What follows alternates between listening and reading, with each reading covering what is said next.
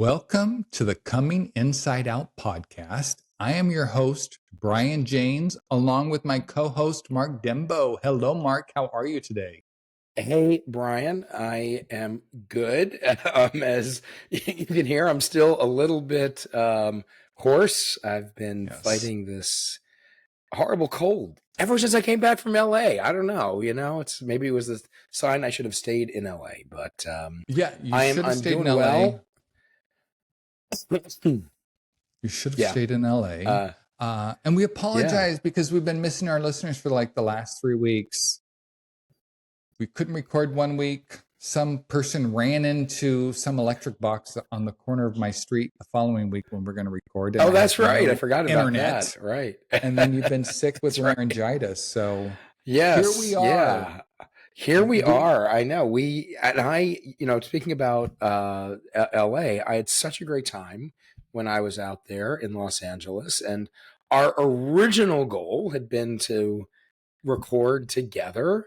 We just didn't have the time. It just got too busy. And we decided it was far more important to go out with all the gay dads in LA and to have a fun night out in WeHo than to sit and record a podcast, right? Yes, so I agree. I think we made the good decision. It was a lot of fun, and it was great to see you and so many other guys out there. Yes, I agree. It was more important for us to get together and just meet with this amazing group of men out here in LA and have a good time with them. So here we are. Yeah, and it's Pride Month.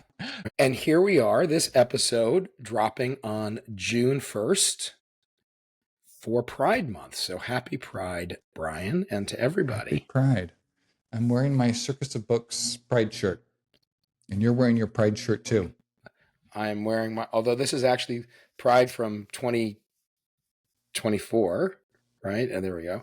But the message is still really important. Yeah. Absolutely. Yeah. I've got my new Pride. Wow. I've got my new Pride apparel that I will am saving for actual Pride events. So it's gonna debut at your Pride events. Exactly.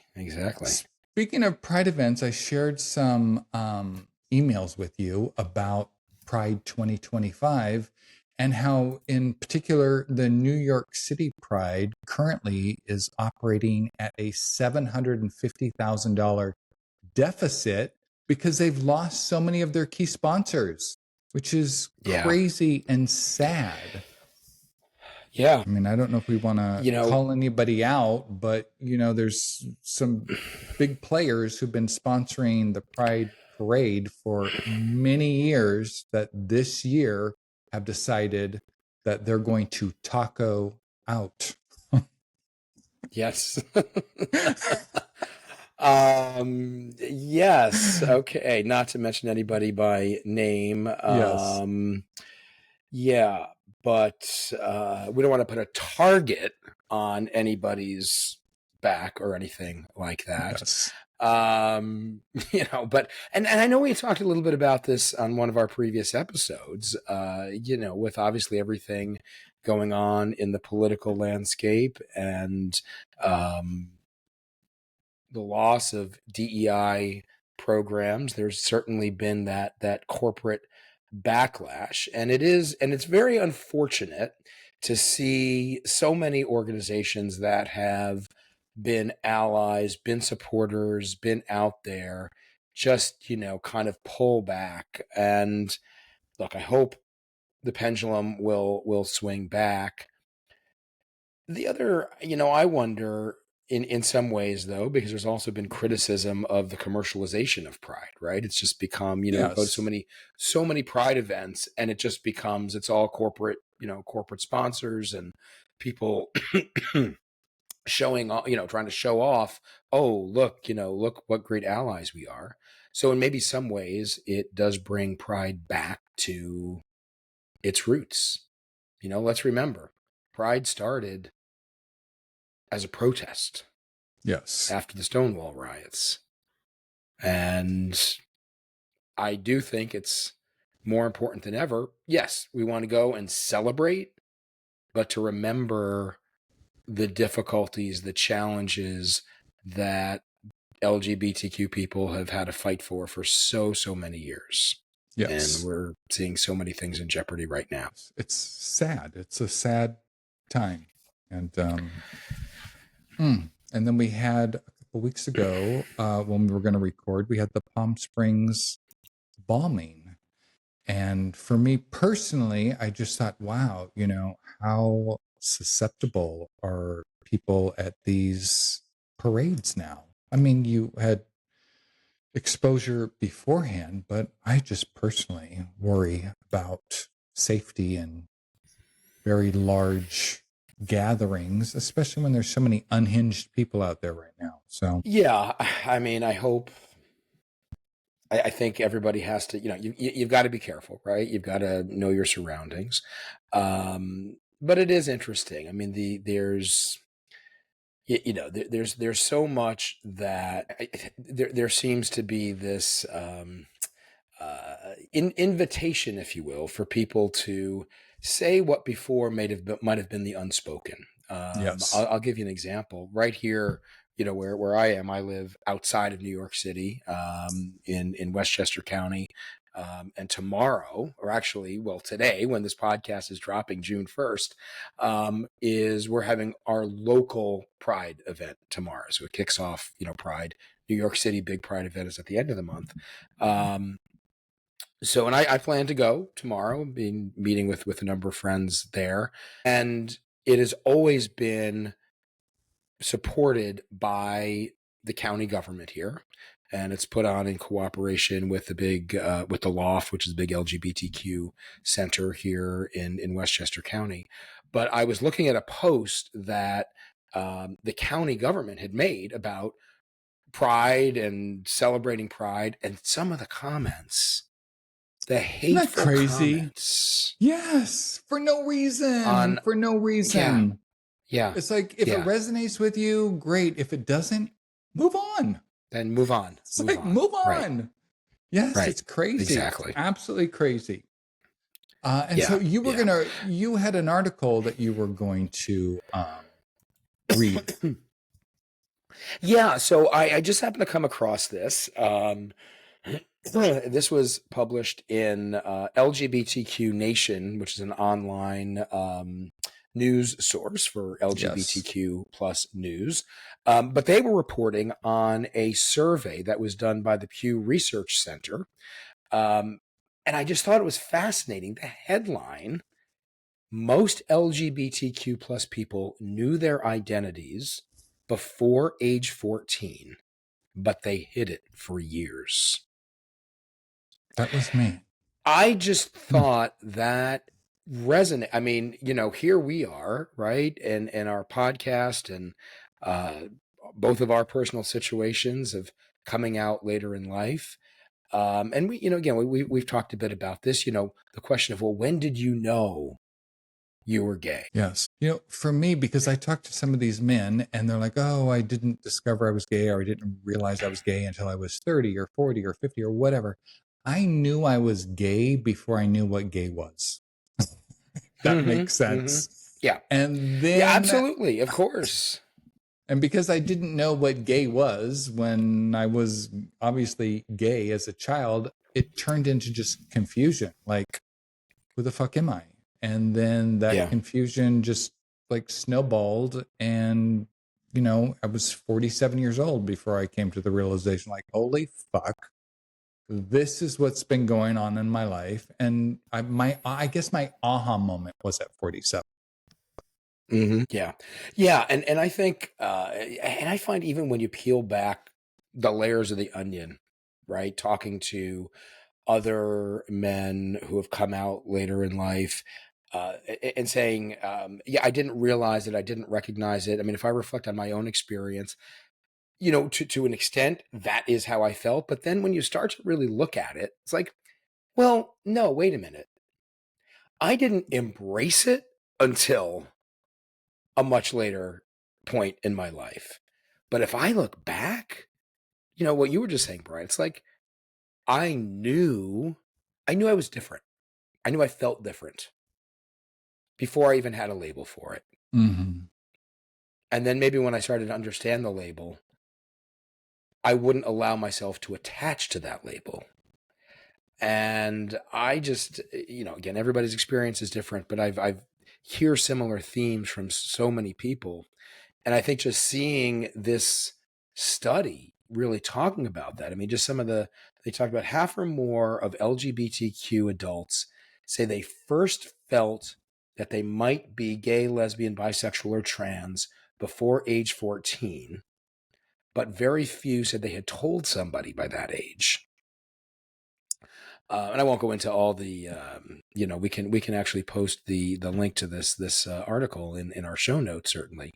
But I just thought it was so fascinating because it points out to even for those that come out maybe when they're in their late teens or in their early 20s, they still knew for a long time. And so, for so many of us, it's just that delay was even longer.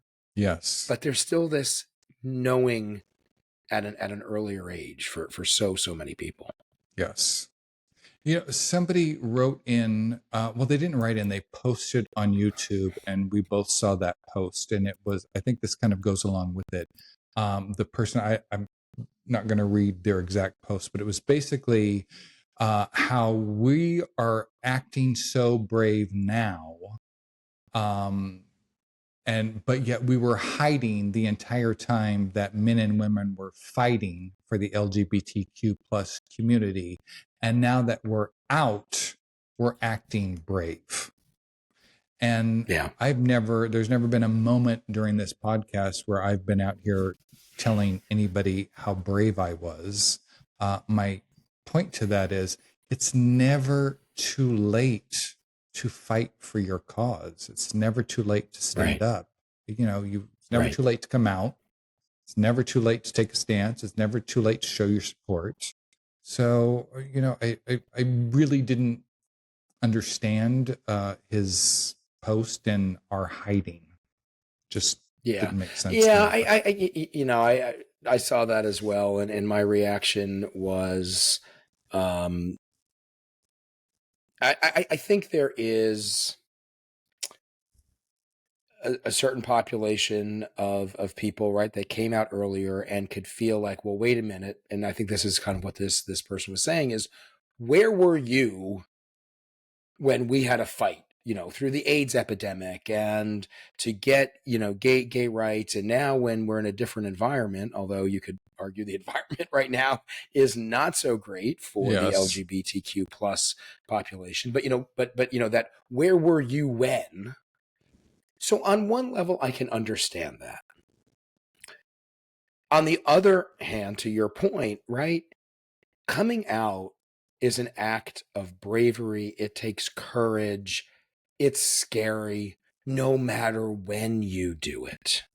Yes. So, while I can understand his feeling, I don't think that you or I or anybody else that's in this position, I mean, I know we're certainly not here saying, oh, look at us. Aren't we better than others? Or, oh, aren't we courageous and others aren't? That's not the point.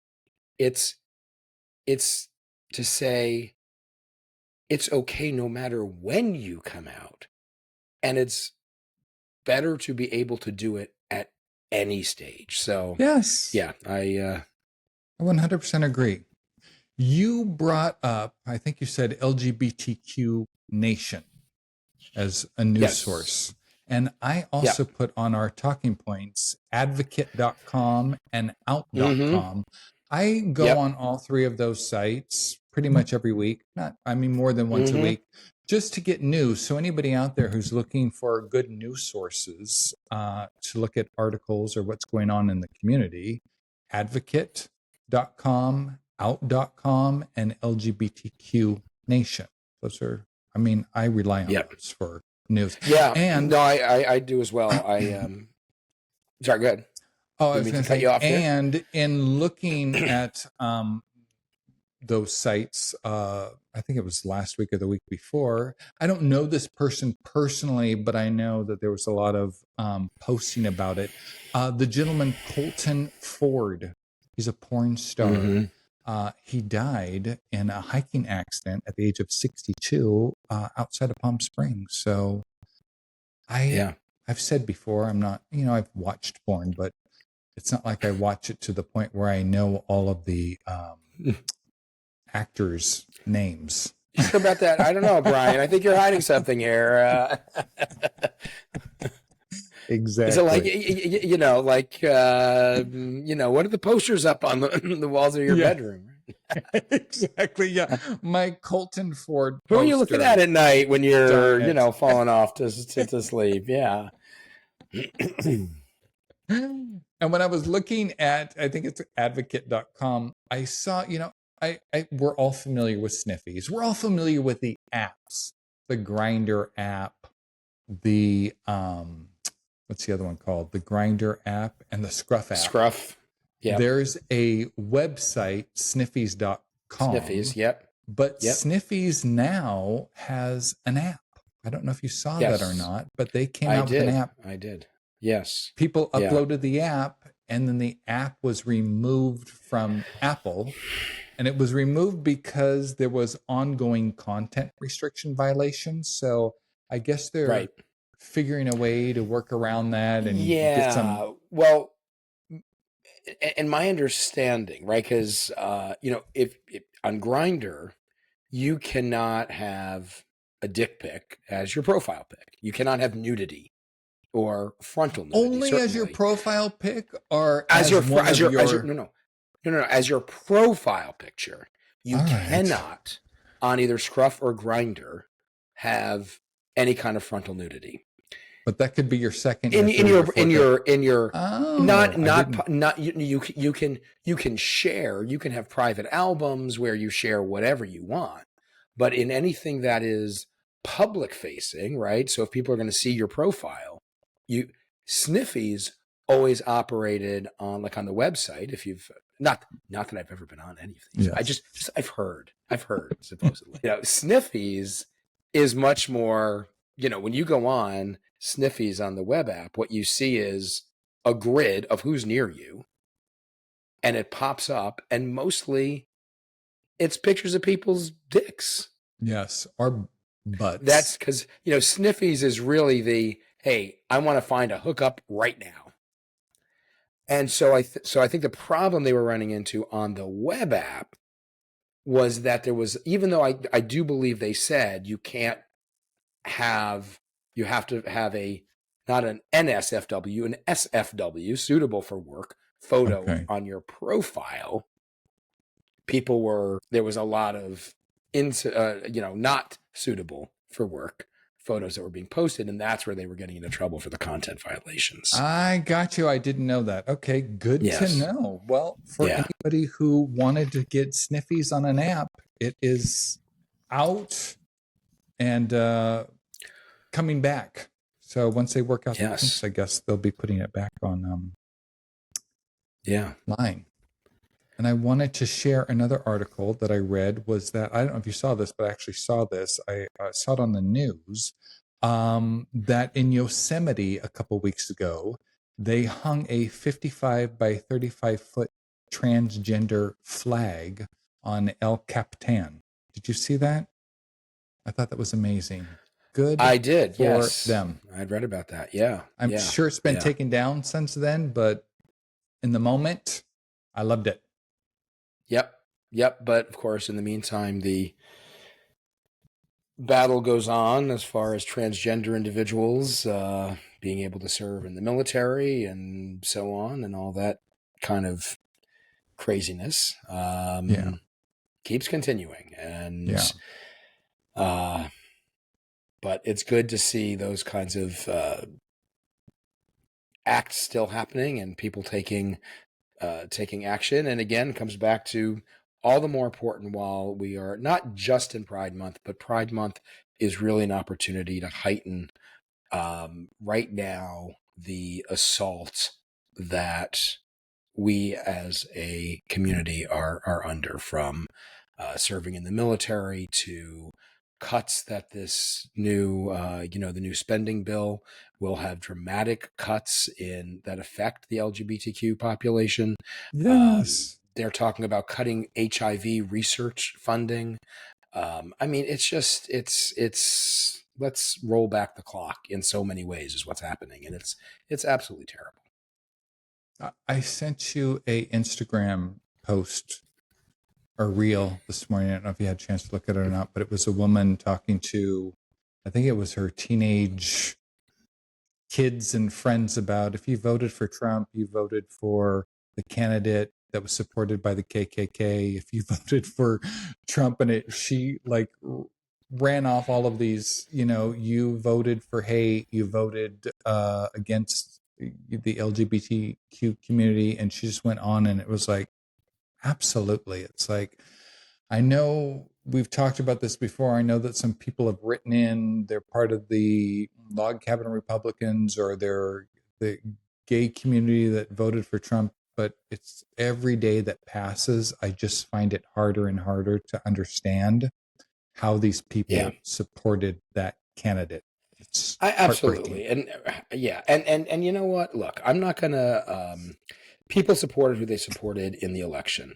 I think my point right now is, if you are a member of the LGBTQ plus community, you have to really take a close, hard look at the kinds of policies and the rhetoric that is coming out of this administration and say, is this supporting the community? Is this going to help individuals, or is this going to harm individuals? And the fact, you know what? Don't say to me, well, Trump has gay guys in his cabinet. They are no friends of the LGBTQ plus community. Yes. Just because they're gay does not mean they're supporting the community at large. So you got to ask yourself that question. If, however you voted, because you voted and you thought that was the right thing at the time, okay. But it's like, don't double down. It's okay to say, wait a minute, what I thought I was voting for, yes, is not what's happening. Yeah, like all the farmers. It's okay. That we're voting, it's okay. They thought they were exactly. voting for. Right. Well, listen, I'm going to pivot for a moment. You and I have some similarities. We're both on like a healing journey. We both meditate, we both journal. I think you do breath work. I do breath work. It's like, I do stuff to promote being a healthier person, and every day waking up and being the best version of myself. I was watching a video about, a week ago or so, and it was 6 questions to ask yourself. These 6 questions, you're in a room, you're asking your child self, your teenage self, your young adult self, the broken version of you, the version of you that wore a mask, the future version of you. You were in this room asking these 6 questions to yourself. These 6 questions were so profound for me. And I spent a couple days going over these and journaling, and just really kind of getting to a deeper understanding of myself. And I thought, wow, I want to share this on the podcast for anybody else who's on a healing journey. And the first question you ask all these versions of yourself is, what do I need to hear right now? What does the 6-year-old Mark need to hear right now? What does the masked Mark need to hear right now? What is the broken Mark? What do you need to hear right now? And just sit and listen, and, let whatever comes to you, come to you. And just, it was very healing for me. Number 2, what have you been carrying for so long? And who actually asked you to carry it? Who made you carry whatever you carry it? I'm not going to go through everything I wrote, but what I wrote, what I put together at the end was, I was carrying a survival backpack is what I was carrying. It was my survival backpack that I put on myself. But question number 3, if I fully trusted that everything worked out, what would I do next? What would you do next if you just trusted that this whole process of coming out, or maybe struggling, thinking I can't come out to my family. I have to live a closeted life for the rest of my life. If everything worked out, what would you do? Number 4, what version of you have you been ignoring?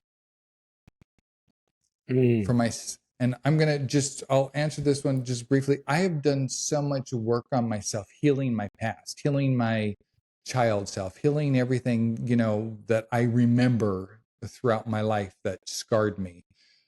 Who I've been ignoring the most is my future self. I don't give my future self any attention because I've spent so much time healing Brian. Another thought that comes to mind on that too.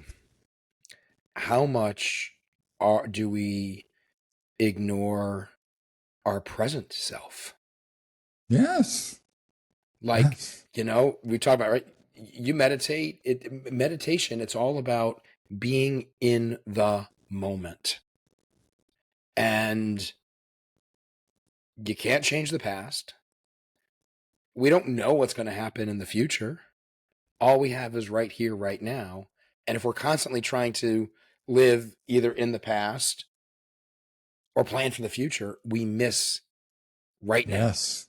And saying whatever is happening right now is okay. Yes. Yes. Live in the moment. 100%. Yeah. Number 5, what have I been afraid to say out loud?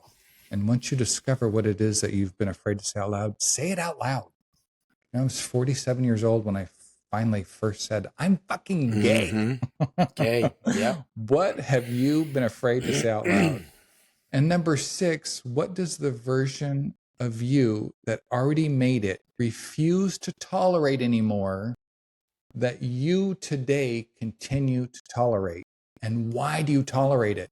If the future you isn't going to tolerate something, why is the current you tolerating it today?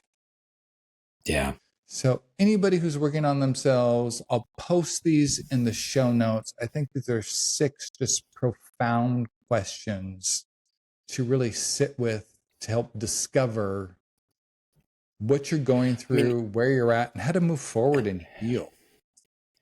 And each one of those in and of itself, really very, very powerful. Very powerful. Yeah. And to ask your masked self, to ask your broken self, not just, oh, I'm healing my inner child, but to ask all the versions of you. I thought, wow, this is, I have to sit with this. And I have to think, okay, how many different versions of Brian are there? How many different versions of Mark are there? It's like to discover the need of all of them was a lot, but it was well worth it. Yeah. Yeah. And all those different parts, right? I mean, there's psychology theories. There's this whole parts, theory and mode of psychology that kind of recognizes, and I'm going to butcher it, so I'm not even going to try and describe what they all are, but it's but we have all these different parts, and it's if we think about how do we try and integrate all those parts of ourselves, like for me, I've been reflecting quite a bit recently on my journey, as we've talked about, right? I just recently moved into my own place. I'm just here a month now, fully into my own place. But over the past month, there's also been, so there's this brand new chapter for me. That's exciting in so many ways. And then there's what you're leaving behind. And, yesterday, we have moved out of the house that we lived in for 20 years, essentially the house that my kids grew up in. I walked out of that house yesterday doing some final, cleanup and everything there, probably for the last time. Yeah. And, we kind of talk about, this journey and how do we bring all these things together. And I was in the moment. It was very emotional. I mean, much more so than I expected it to be, because, but recognizing on the one hand, the finality of it and what was being left behind But at the same time, this lightness and happiness about what I'm moving towards, and recognizing that these things can coexist. You know, both of these things can be true at the same time. Yes. And how do we learn to sit with that? And do you allow yourself to sit with it? Or you go out and find a hookup and, Right. fuck your way through Right. it? Or do you allow yourself Right. time to sit with it? So, I think, Right. there's people do their own thing, how they're going to do it. But, what percentage of people actually sit with this or have the introspect that you have about the finality of closing the door and walking away? Yeah. I agree. Yeah. Wow. Well, those are great. I mean, those are great questions. I really, I want to kind of go back and reflect on those some more, because I think it's, I find, that the more time we can take for all of that, it's part of the journey. It's part of the healing. It's saying again, how do we kind of bring all these things together in our lives? Yeah, and if anybody wants to write in, if anybody, goes back, writes anything about any of these, email us, cominginsideout@gmail.com. We're not going to read your name. We're not going to announce your email address. Everything's that comes into us is we can take it, privately. So, and if you would allow us to share it, just write in the email, hey, happy to have you share this on the podcast, and we'll read your responses. Yeah. Part of what you were just saying about, leaving your house, and you really haven't, I don't think you spoke that much about being in your new space and your new life and, what you have coming forward. But as part of a support group, you and I, as gay fathers, men married to women with children, we belong to Gay Fathers Worldwide. And if you are not somebody who fits that criteria, we have Coming Inside Out, which is also a private Facebook group. So if you are a gay individual, or, you adopted your kids, or you were never married to a woman, or whatever, that's also a group that you can join. You shared on Gay Fathers Worldwide. I've shared on Gay Fathers Worldwide. We'd be happy to have you share on our Coming Inside Out Facebook page also. Yeah, so, absolutely. Yeah. Yeah. Something I was going to bring up. I saw yesterday a trailer on ABC. It's a new docu special out late to the party